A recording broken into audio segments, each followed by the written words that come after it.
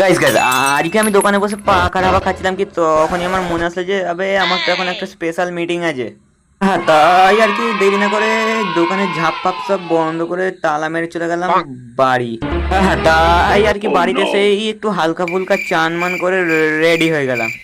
আর ready হওয়ার সময় আমার চোখে পড়লো এইটা আবে এটা কি দেখাচ্ছে। তাই আর কি ওটাকে ইগনোর মেরে ভালো করে মাথাটা আশ্রয় নিলাম, কারণ একটু ইম্পর্টেন্ট মিটিং আছে তো। হ্যাঁ, আর মিটিং করার পরে এই ড্রেসগুলোকে একটু জাদু করে পরে নিলাম গায়ে। হ্যাঁ, তারপরে জাদু করে ড্রেস পরার পরে যখনই প্যান্টের চেনটা আটকে গেলাম আবে তখনই তো দেখি আমার তো চেনই নাই। হ্যাঁ, তাই আর কি মিটিং এর জন্য আমার এমটি নিয়ে বেরিয়ে পড়লাম এই কিছু দল বল নিয়ে। আর আমি মিটিং করার জায়গায় এসে দেখি তো এখানে শুধু আমারই দল বল না, আরো দুই চারটে দল বল আগে দিয়ে বসে রয়েছে। তাই আর কি এরা ক্যামেরা দেখে একটু স্টাইল ফাইল দিয়ে নিল। তোর মাথায় তো চুলি নেই, তুই স্টাইল দিচ্ছিস কি করতে? আর গাইজ আমি স্কুলেও যেহেতু ব্যাক বেঞ্চে বসে তাই মিটিং এসে ব্যাক বেঞ্চেই বসেছিলাম। তো গাইজ আমি এখানে একটু মিটিংটা করি আর তোমরা দিকে সাবস্ক্রাইব করে দাও।